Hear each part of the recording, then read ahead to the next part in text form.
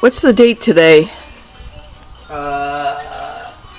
It's like May the 8th already. Okay, so it's May the 8th, and that is a tricolor willow tree topiaried into a ball shape. And my mom is here. She wanted me to tell you that those are leaves. Yeah, they are. They start green, and then they go white and pink tips, and they'll grow out, and then you trim them to keep them in that form. So this is the May transitional garden. What usually happens is things will be, you know, in the middle before the summer flowers, the end of the late spring flowers are done, and I've got a bunch of things in pots. I've got things transplanted. I got hit with a frost about a week ago, 10 days ago now, and it killed my plants that I stuck in the ground too early. So I am actually getting replacements of them. That is a raspberry. That's a thornless one. Here's a bunch of seeds still. So it's kind of a cloudy day, but I just thought I'd come out and kind of update the documentation of the garden. So here's where my poor babies got hit with the frost, between trying to keep the slugs off of them and such. I don't know if they'll come back from the root or not. I did plant those tomatoes pretty deep, so we'll see. But I'm waiting, and I've got some space for a few more. There's some seeds down there, but you can see how everything's grown in nice. This is a beautiful tricolored honeysuckle growing up that fence. The frost actually hit the fig tree, so I don't know if it's going to make it or not. But this is also a tricolor. That's a maple. This is a mock orange that I've let get tall there. Kept it trimmed, but it does have beautiful, fragrant white flowers. And our little dogwood is getting ready to give us a little show. The southern magnolia actually made it through the winter without getting too badly damaged, so that was good. Now let's just take you and walk around. I started my worm farm again, so if I go back that way, I'll film it from that angle. You'll see back here. I covered it with white plastic because I didn't want it to get overheated, and we've had a few days of 80 plus, which is unusual.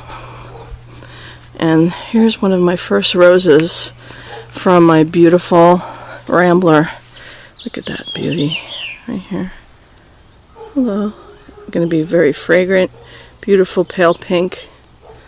Okay, sorry, I'm going to turn around. I have a lot of different columbines, and they are just so precious and so beautiful.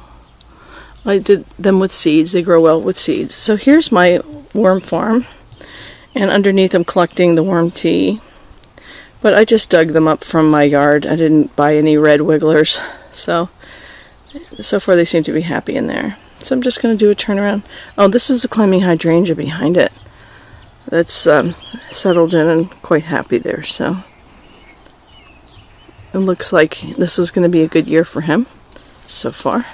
So I'm going to give you the turnaround from here and show you this angle. As you see, I have two of those topiaried tricolored maples, and I tried to clear out this area here to do some herbs, and it looks like the sunny days have sprouted my seeds. So I've got basil, parsley, oregano, cilantro, and I'm trying to grow some tomatoes. Looks like we got a sprout finally in here. Yeah, looks like we finally get those seeds to germinate. They were slow. And I did not get to this bed over here.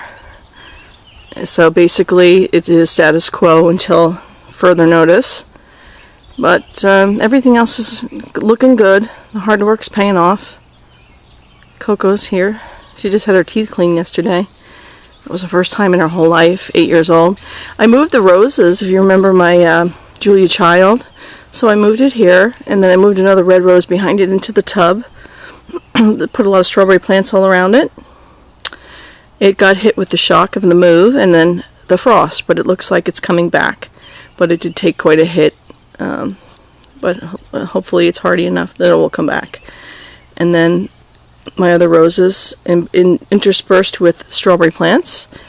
And this is the bed that I'm still to work on and figure out what's going on. But everything else is doing well. Again, this is a transition time of a garden. Hard to find things to bloom, but I have the lovely onion alliums.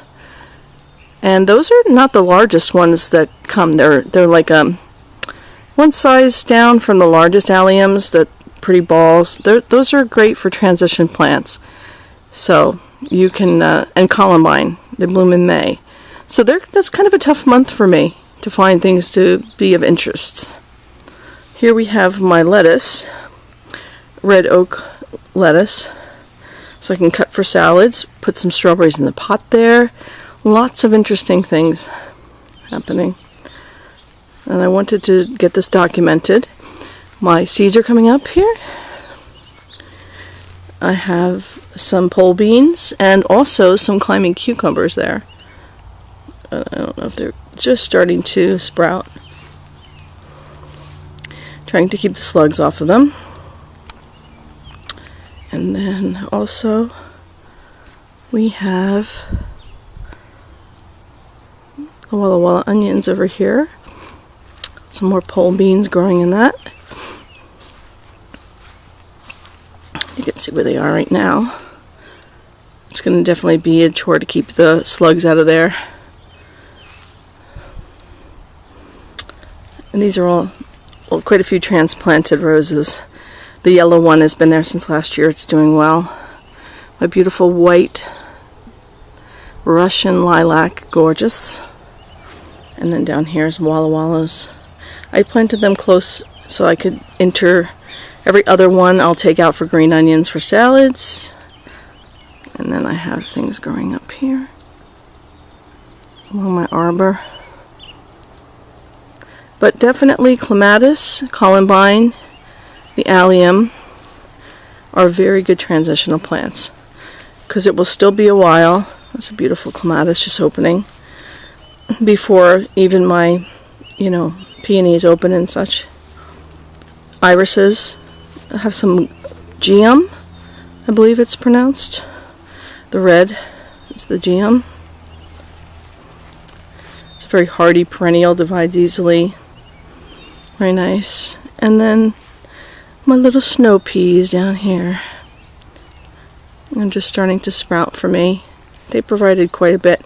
Now over here I have some flowers of zinnias for cut flowers, some baby's breath, and some sunflowers. Because I didn't have any further vegetable plants, I wasn't sure what to do. So I took a chance. But other than that, it's kind of an overcast morning, so figured it was a good time to take some video. And oh, by the way, that's my bunch of strawberries from the garden I dug up and put in a big pot. My little strawberry patch. So again, this is the first week of May, and in there I also planted some tomato seeds to hope for some grape tomatoes, and it looks like we're getting something sprouting, but quite a long time to germinate. So I can see why people start those in the house and then bring them out. Anyway, I hope you like it. Thanks for stopping by my garden, and I wish you happy growing.